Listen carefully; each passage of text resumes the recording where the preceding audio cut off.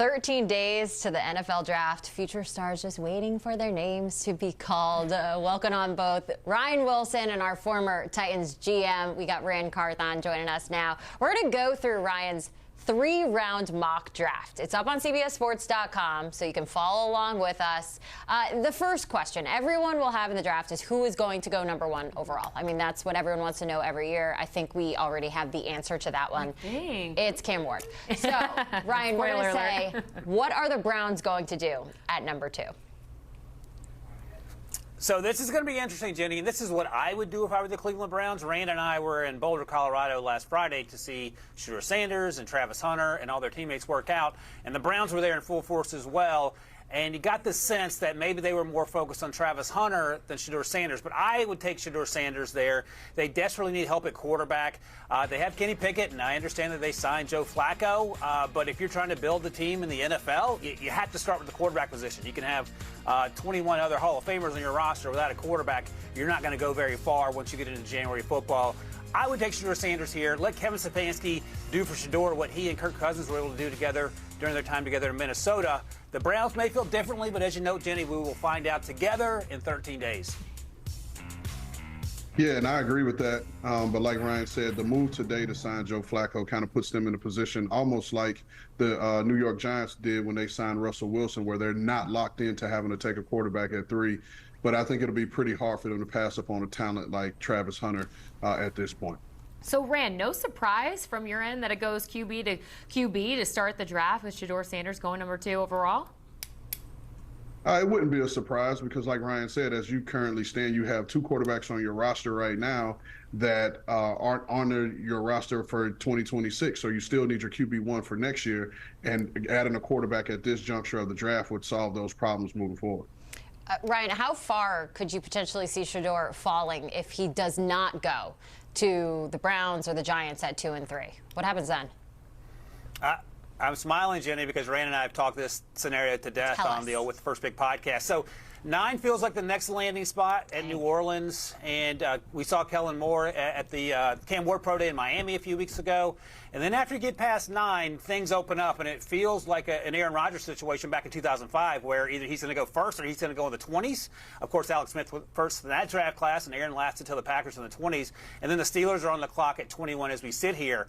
Now, something else to keep in mind, the Browns could get both Travis Hunter and Shedeur Sanders. They picked 33, and if they trade up, say, 10 spots, Jenny, and Jordan into the first round, maybe they get a 2-for-1 in terms of Colorado players. That would be interesting. Let's go ahead and stick here with the top 5.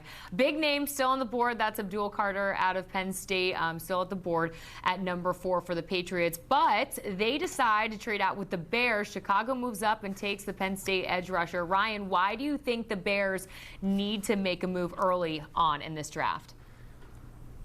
I can't wait to hear what Rand thinks about this. And I'll even throw the compensation in there, Rand, so you can critique it. So I had the Bears moving up from 10 to 4 to take Abdul Carter. And we know with Mike Vrabel and the Patriots, they don't necessarily need an edge rusher to complete their Super Bowl team, but they have a lot of other needs, mostly on offense. So the Bears move up, and they give up number 10, number 41, and a 2026 third-round pick. And I just love the idea. We know what Ben Johnson's going to do in that offense with Caleb Williams. They've bolstered the interior offensive line, but I love the idea of pairing Abdul Carter with Montez Sweat. No one's getting double-teamed. Everyone in defense is getting sacked.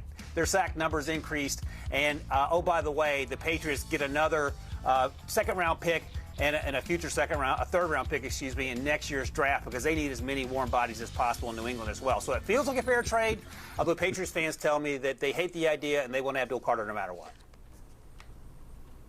Well, I will agree with that. And just in terms of your trade value would be great for New England. They value top 100 picks in Mike Vrabel and Elliott Wolf, so I'm sure that they will leave smiling. But you talk about a perfect fit for a defense in sending Abdul Carter to Chicago, which would be the quintessential Sam linebacker, which most people will feel he would be the starter opposite of Montez Sweat. But no, he would fit perfectly in that Sam linebacker role in Dennis Allen's defense, which is like a superhero role, right? So you have to be able to set the edge, you have to be able to rush the passer, and you have to be able to drop in coverage. And when you mix in his off-the-ball linebacker expertise, he is an absolute perfect fit. And might I add, Dennis Allen, this same structured defense, he's had Von Miller and he's had Khalil Mack in that similar role. Two big names yeah. that we've thrown out there. All right, we're going to take a look at the top 5 picks in the draft. So Mason Graham going number 5 to the Jags and pushing next to the next 10 picks.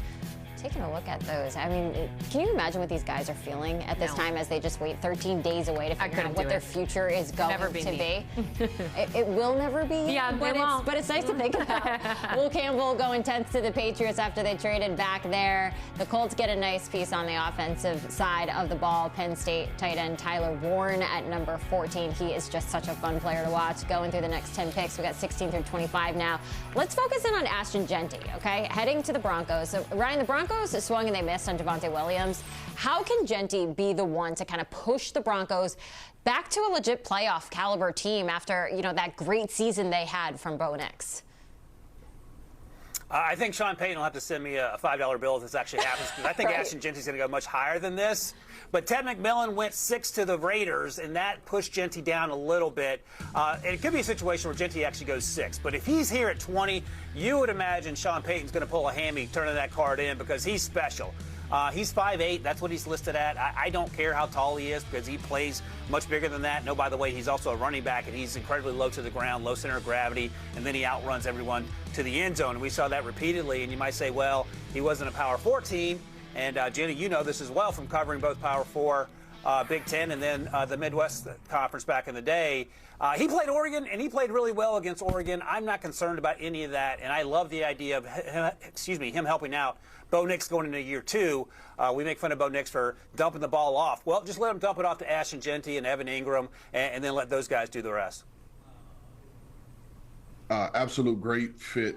I mean, they would, like Ryan said, Sean would pull a hammy, and I'm sure George Payton will be there running a 4x1 with him as well to get this pick in, because he would be a great pick to compete, not only compete, but pair with Jaleel McLaughlin and give Sean Payton that 1-2 punch that he's used to having in all of his offenses. I think going back and looking at the numbers, I think there may have been 5 times in Sean Payton's head coaching career where he's had just one featured guy, and then his offense has reached its maximum potential in terms of explosiveness when he's had 1-2 punches like he's had with Mark Ingram, and he's had with Reggie Bush. And you just think about even going all the way back to the very beginning of his tenure as head coach, where he was pairing Reggie Bush and Deuce McAllister back in the day. It'll give him that 1-2 punch in Denver that he hasn't had so far. The Broncos fans everywhere would have a big smile on their faces if that comes to fruition. We'll wait and see. Let's go ahead and look at the last batch of picks, you guys. Bills going ahead, thinking offense with their first-round pick. But, Ryan, can Luther Burden from Missouri, as you see here, actually help Josh Allen get back to the AFC Championship game once again? Yes. Next question. That's my Drew Rosenhaus impression back in the day with Terrell Owens. Yeah, absolutely, because here's the thing. Keon Coleman is a big, strong, physical wide receiver, but what Luther Burden gives you is some juice. They do have Khalil Shakir out of the slot, and he just signed a new deal, and he earned it. But the juice with which Luther Burden played was undervalued in 2024, in part because his quarterback in Missouri, Brady Cook, was injured. If you go back to 2023, you can see all the things that he brings to the table. He has return ability. Yes, he can line up in the slot, but he can also line up outside. And he's going to pressure the defense down the field.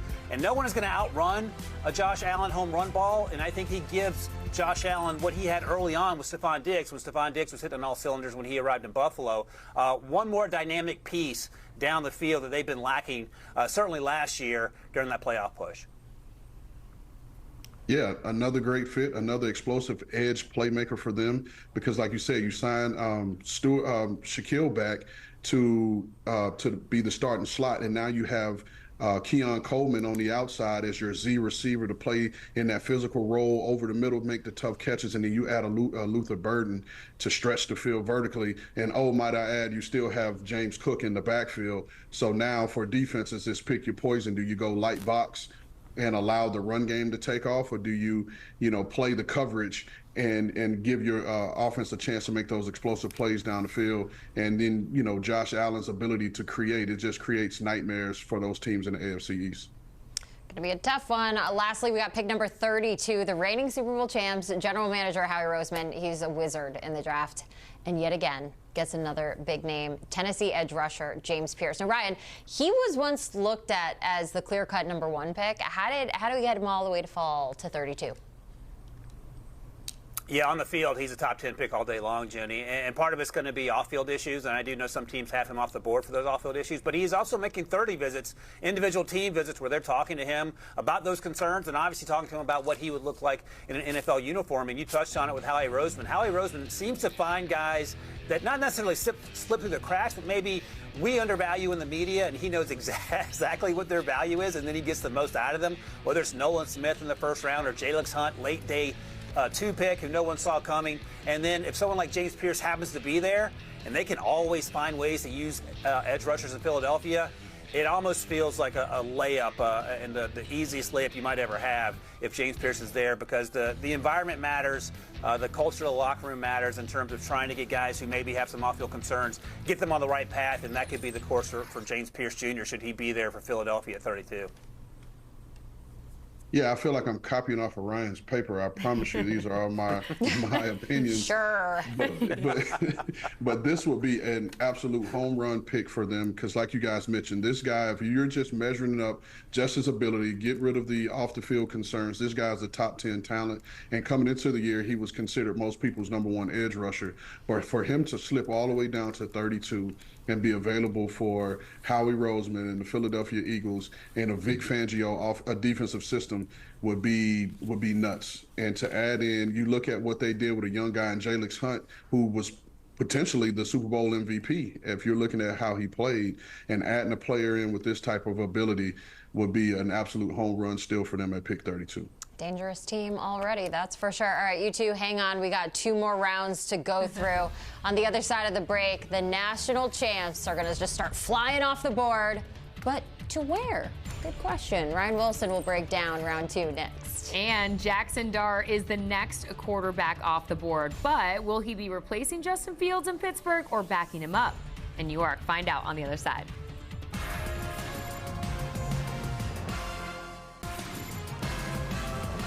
Welcome back to CBS Sports Network. The finish line is almost upon us.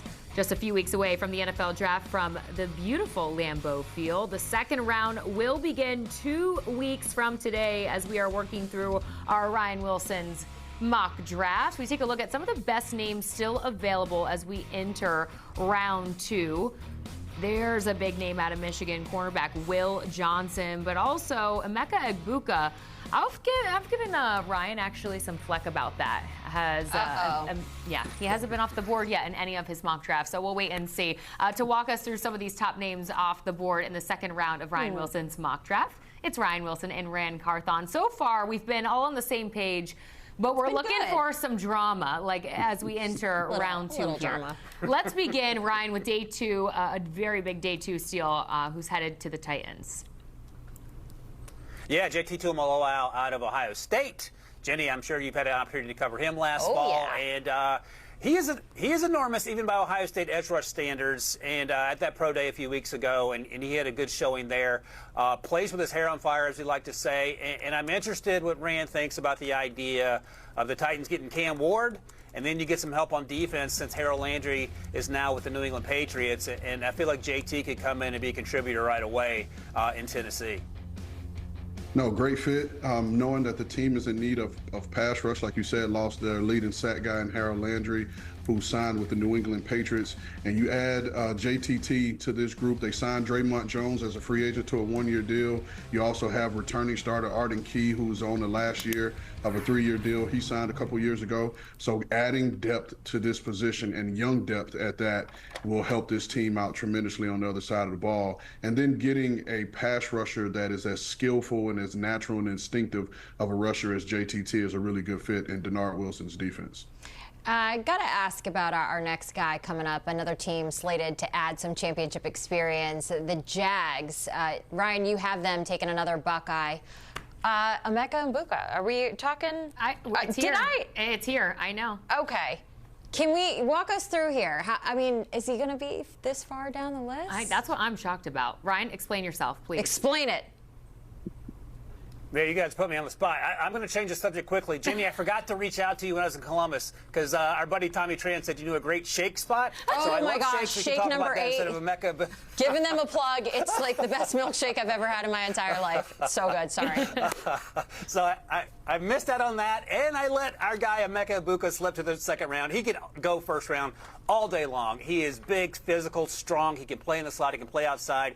He reminds me a little bit of Amon-Ra St. Brown in terms of the physicality with which he plays. Amon-Ra ran a little slower coming out, and that's why he lasted until day 3. But the 4.47 matches up that we saw at his pro day with how Emeka Egbuka played during the fall. And I love the idea of him going to Jacksonville and giving Trevor Lawrence a weapon because as we currently sit here, Parker Washington is a slot receiver, and Emeka is as professional a professional receiver as you're going to see coming out of college in terms of route runner, doing the right thing, being a great teammate. So he could certainly go top 32, and we'll just classify this as a steal for the Jacksonville Jaguars. Yeah, absolute great replacement for Christian Kirk, who they traded away this offseason to the Houston Texans within the division. But to have a young Brian Thomas Jr. at X, a veteran in Gabe Davis at Z, and then you bring in Emeka in as your starting slot will give Trevor Lawrence a plethora of weapons to throw to in that offense. And it's an absolute great fit for them, and they probably couldn't ask for a better pick to have there sitting there waiting on them in the second round. I'll let you guys fight it out on whether he should be there or not. I'm feeling some, Ohio State bias a little bit there, but Ryan, you're on your own on this one. I don't want that fight. No bias. No bias. Listen, I love the Big Ten. I love them all, but I will say that milkshake spot. Hey, if you ever need any restaurant recommendations, she's your girl. In the Big Ten, I got you. Please reach out to me. I just want to follow up on what Emeka could potentially get out of going to the Jags. We saw what they were able to do with Brian Thomas last year. What can that coaching staff do to kind of help him get to that next level and find immediate success? We'll go with Ran. So whoever wants to go. Yeah, Ran. Yeah, go ahead, Ran. Yeah. If you look at a Liam Cohen offense, it's based on 11 personnel.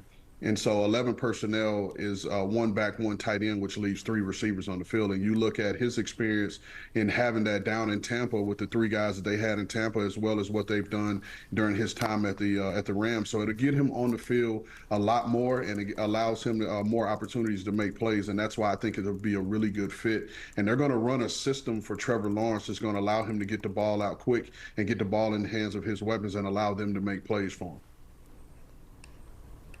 Good stuff. Ryan, you want to follow? No, that's it. That's perfect. I don't want to copy off Rand's paper. We listened to Rand. Big Emeka Egbuka fans on this set, Jenny Dell and Jordan Giorgio. So I hope he proves all of you wrong. Take a look at Ryan Wilson's mock draft for round 2, picks 33 through 42. I want to go ahead and highlight one player on that board who's been really rising up the draft boards as of recently, and that's quarterback Jaxson Dart out of Ole Miss. Ryan, we know he's slated to visit a couple teams like the Browns and Raiders. You have him going to the Jets. Explain yourself. Yeah, and he could go a full 10 picks higher than this. We talked about the Browns potentially trading up, or maybe they target him at 33 if they don't take Shedeur Sanders at number 2. But if he's sitting here at 42 and you're the New York Jets and you have Justin Fields on a 2-year deal and you like the athleticism and the leadership qualities and the toughness that Jaxson Dart brings, you could certainly bring him in with the understanding that he doesn't have to play right away in New York. He could sit for a year. I had them taking Armand Membu, the right tackle out of Missouri, in the first round, and then get Gunnar Helm, the tight end, in round 3. So you're getting offensive weapons and pass protection and run support in the offensive tackle early on to help Justin Fields now and perhaps Jaxson Dart down the road. The other thing I'll just remind you guys of is that the 2022 draft class was Kenny Pickett, the only quarterback to go in round 1. And the media, we tried to talk ourselves into maybe 2 or 3 quarterbacks going in round 1, whether it was Malik Willis or Matt Corral. It didn't happen. So there could very easily be just 2 quarterbacks in this class in round 1, and then the run on quarterbacks also starts in round 2 after Cam and Shedeur go off the board. Yeah, Ryan, I feel like you need an attorney. These last couple ones you had to explain yourself, so I feel like you might need to have an attorney on with us. But I agree with Ryan. I think he goes higher than this. I think there are quarterback needy teams that will trade up higher to take him, and it all really depends on where Shedeur Sanders falls. If Shedeur Sanders does indeed go into the top 10 to 15 or what have you, I think Jaxson Dart goes considerably higher and could be that third quarterback, but in the first. But him being here at 42 for the Jets is an absolute great pick. It gives you your quarterback of the future, like Ryan said. Justin Fields is only on a 2-year deal. And now you have your QB1 of the future there in the building that's been in the system that you've now allowed to groom, and then you still have him for 2 good years on a rookie contract. Okay, that was going to be my follow-up question to you, Rand, so I'm glad that you answered it. That I wanted to know how much higher you could see Jaxson Dart going. So you can actually see him being one of the few quarterbacks in the first round taken. Ryan, are you on the same page here? Jordan, I'll just say this in terms of me needing an attorney. I used to, in a previous life, I worked in Washington, D.C., and there was a saying that if you're explaining, you're losing. I'm doing a lot of explaining these last 2 picks here, so maybe Jaxson goes in the first round if that makes all you guys happy. Okay. I think he's a second-round pick, and I will stick with that, and we'll go from there. All right. What would that do, though, Rand, real quick, for Justin Fields' psyche? Like, how do you deal with that? Well, I mean, it's the nature of the position. If you go back to Justin Fields when he first went to Georgia, there was a quarterback there that he was sharing time with, and which led him to go to Ohio State to look for a better opportunity. And everywhere along his way, he's had to prove himself. So this is just another, moment in his life and in his career where he's going to have to prove himself. And, to sign a 2-year deal, it's you have to go in, you prove, and hopefully he'll have an opportunity to hit it again. And if I'm not mistaken, he may have been the only quarterback first-round pick from his draft, with the exception of Trevor Lawrence, to get a second contract. Man, there's so much like behind the scenes, not drama, but there's just so much that goes into this. I don't think everyone. I know. Thank goodness. Yeah. Looking at 43 through 52 right here, and again, that complete 3-round mock draft up on CBSSports.com. Some big names still left on the board. Jack Sawyer, 49 on that list. Okay, looking at 53 through 64 now.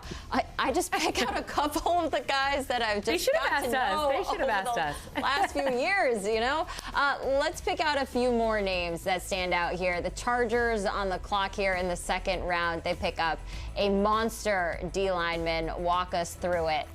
Ryan, walk us through it. Yeah, Deone Walker is enormous. He is, in fact, a monster. He's 6'7" all day long. And his 2023 tape, guys, was fantastic.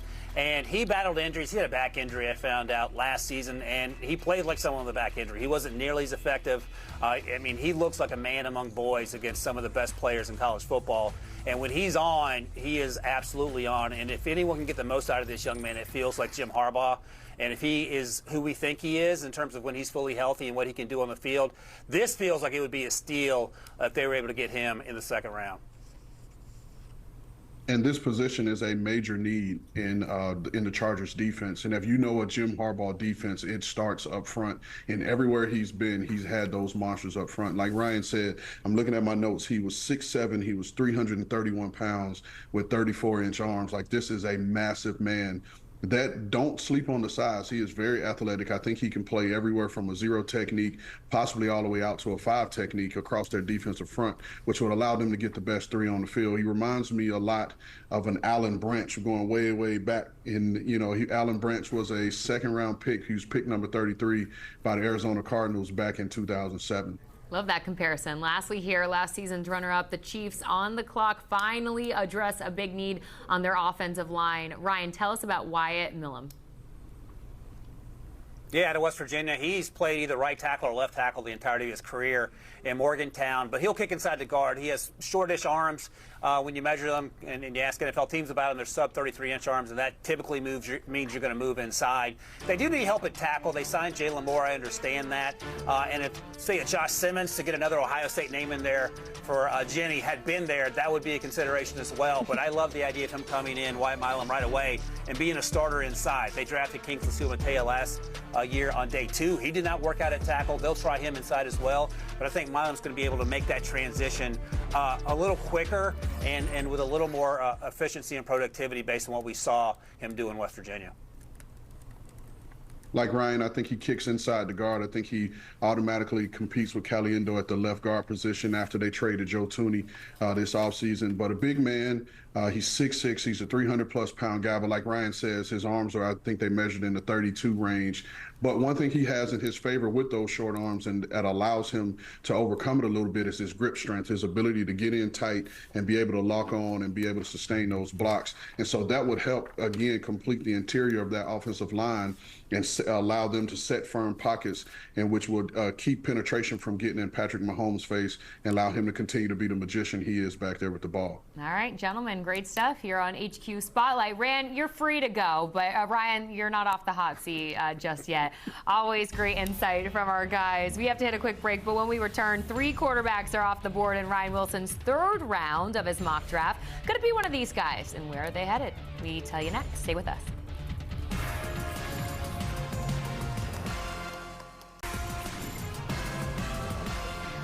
Welcome back to CBS Sports Network. We're working our way through Ryan Wilson's mock draft. You could get more in-depth draft talk, though, with the First Pick podcast. The guys got you covered as we inch closer and closer to draft day from Lambeau. Just scan the QR code on your screen to listen. Now, here is a look at pick 65 through 74 from our own Ryan Wilson's mock draft as we enter round 3. Some big names off the board there, but we're going to go ahead and zero in here on the Dallas Cowboys in the 3rd round of our mock draft, because it is clear this team needs some answers. Oh, most do they? mocks, they do. Do they? Spoiler alert, I know. Most mocks predict the Cowboys to pick a running back early on, but what if they don't? We'll have an answer. What we do expect for the Cowboys to be on the clock with the 76 overall pick. For the answer, and to break this all down, as Ryan Wilson has running back Quinshon Judkins off the board. Ryan, explain yourself. Let's stick with this theme here. Mike Renner gets to join in now, too. How fun is this? Welcome to the game. Jordan, I feel like I'm back in school and I didn't do my homework, and you're making me stand up in front of the class and explain myself. So here's the thing. Quinshon Judkins could end up going a little higher than this. I like his teammate Trevion Henderson a little better.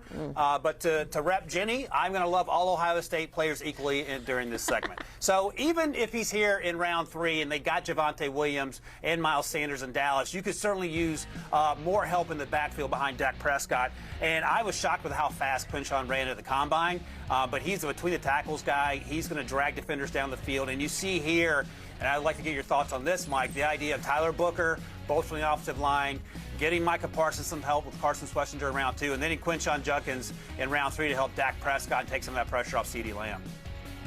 Yeah, I'm right there with you, Ryan. I think everyone wants to give him a running back early, but this class uniquely, you can wait. I think there's a real chance that Judkins is on the board there for them in the middle of the 3rd round. And this is the same guy who went for over 1,500 yards as a true freshman in the SEC at Ole Miss. He's a great tackle breaker. He has great contact balance, and he's a heck of an athlete. One of the best testing numbers at the combine. Really played second fiddle to Trevion Henderson, which is, nothing to be ashamed of, because Trevion might go in the 1st round. So you're getting a heck of a back for the Dallas Cowboys. And I like the way you did it, because those O-linemen aren't going to last. Those wide receivers aren't going to last till the 3rd round, but the running backs, they should. All right, so you got Judkins going at pick number 76. We're going to go like a little bit further down the draft board here. The Steelers' 3rd round pick standing out. You have them selecting quarterback Will Howard. Why does this make sense, Ryan? I like see it. The hearts in your eyes, Jenny. Yeah, he's a great kid. We talked him at the combine. I'm sure you know him quite well. And he is every bit of 6'4" and 236. I saw him standing next to Jack Sawyer at the Ohio State Pro Day. And if not for the names on the back of their shirts, I would not have been able to tell them apart. That's how big he is. He's physical. He has a big arm. And he played great down the stretch. If you forget about that Michigan game, the 5 of the last 6 games for Ohio State, he was a big reason why they had so much success on the way to that national title game. And look, here's the thing. The Steelers don't have a 2nd round pick. Whatever Aaron Rodgers decides to do in Pittsburgh, you would imagine it's only going to be for 1 year. And in year 1, I have them getting defensive line help because Shedeur Sanders wasn't there in this mock draft. And if Shedeur Sanders isn't there, you would imagine in round 3 they're going to target a quarterback. They took Will Howard out for dinner before the pro day. They obviously love Ohio State players in general. And I think he could come in with the understanding that he doesn't need to play right away. And then in 2026, you can evaluate what your quarterback needs are and if Will Howard's going to be that guy going forward. Ryan, I cannot believe that a Steelers fan in Syracuse passed on Kyle McCord here. What are you doing? I would have taken Kyle McCord here. I think he's the better prospect. But Howard, in not a lot of divisions would I basically advocate going for a strong-arm quarterback. But in the AFC North, where every single game is going to be played outside, I definitely would. And I think that, Will Howard, say what you want about him. He has one of the strongest arms in this draft class for sure. All right, so Ryan, your Steelers get a young QB to develop. But elsewhere, we check in with Mike Renner's Packers. Ryan, you have them giving Jordan Love some help, taking an incredible pass catcher out of TCU. Break it down for us. Yeah, Mike's exactly right to call me out about Kyle McCord, and we'll see. I want to get his thoughts on Jack Bech as well, because we keep saying that the Packers need a number one receiver, even though they have so many young receivers and tight ends. I do understand it on some level. I think Jack Bech gives you, we don't know how fast he is, but I think he plays fast enough. He can be a big slot. He can win down the field in terms of contested catches. He went to the Senior Bowl and won MVP honors because he was one of the best players there, and deservedly so. I don't know if he's going to replace Christian Watson 1-for-1. Christian Watson ran in the 4.3s, but Jack Bech will be on the field. He will be reliable, and he will be exactly where Jordan Love needs him to be. But, Mike, is this a need that you think is worth taking here, or would you have gone somewhere else? I was hoping to address it earlier. Truthfully, I do think they still need a number one. But what they also need is just someone to catch the football. They have some of the worst ball skills on that roster. Not only just drops, but being able to attack and finish plays at the catch point. Bech, some of the best hands in this draft class. He's a great possession wide receiver. They got speed. They don't necessarily need speed. They got that. They need a guy who's got hands. What was it Giselle that said when she was talking about Tom Brady, like he can't, was it her It might have been. She said he can't throw the ball and catch it too. Oh, don't quote me on that. That's on you, Jenny, though. I feel like that was something that was said. Anyways, it pertains to that situation. Yes. We're going to go late in the third round and look at picks 95 through 102 now, calling up that list. A lot of talent left on the board here. Ryan, you have 3 quarterbacks off the board. So you got Tyler Shaw, you have Quinn Ewers, and Kyle McCord. I know we were talking about Kyle a little bit earlier. For what is considered a weak quarterback class this year, explain to us why these teams would be using their third-round picks on quarterbacks they could potentially get later on in the draft. Yeah, that's the thing, right? Because quarterbacks are valued more than any other position. And if you're Kellen Moore and you take Kyle McCord here in the third round, you do it with the understanding that you can address other needs with that 9th overall pick, or you don't want to take Shedeur Sanders there. And Kyle McCord, and we heard Mike talk him up a little bit, I think indoors in that system, he could absolutely sling it. They do have Jake Haener and Spencer Rattler. But the things that Kyle McCord did last season indoors in Syracuse, I mean, he set the all-time ACC passing record. That's how good he was. You talk about Tyler Shuck. And Mike and I have gone back and forth on Tyler. Teams like him. Mike likes him more than I do. He's big. He has a huge arm. He's a really good athlete. He's just played a lot of football. He's literally played 7 years of college football and only played at a high level last season for Louisville, where he had a ton of drops that weren't his fault, to bring back the Giselle comment. And then finally, Quinn Ewers. If Quinn Ewers were able to stay healthy and play more consistently like he did in that Alabama game back in 2022, he would be a first-round pick. He just can't stay healthy on the field, and that's not entirely his fault, and perhaps that's unfair. But again, you go to a landing spot like the Rams with Sean McVay with no urgency to start right away, and maybe you can grow into that guy we thought you were 2 or 3 years ago. Yeah, I'm not sure we see all these guys go at the back end of the third, but I do think there's a real shot of any of them going at the back end of the third. That's just kind of the nature of this quarterback class, is there's not a lot of guys with these like massive ceilings. But there's a lot of guys who have played a lot of football and shown enough flashes that get you intrigued about what they can do as either a high-end backup or a spot starter. And more often than not, we're seeing that backups are getting paid. You know, Daniel Jones getting $14 million a year to be a backup. So if you're getting paid that much to be a backup, and with, you know, the season potentially going out to 18 games, that backup quarterback is going to be even more and more valuable if they have to play 2 or 3 times a year. So I do think that this class has a lot of guys who project as high-end backups. I'm just dying to know if Ryan Wilson is president of the Jalen Milroe Hate Club. We're going to find out soon enough. Don't answer that question yet. Wow. Yeah, no, we're going to find out. I don't understand it. It doesn't make any sense to me. Hate Club. Another thing that doesn't make sense to me about Ryan Wilson. Another pick, though, I do want to highlight, is the last one of the third round of your mock draft. Ryan Wilson, one of the most dynamic receivers in this year's draft. And we'll get to that after the break. Stay tuned.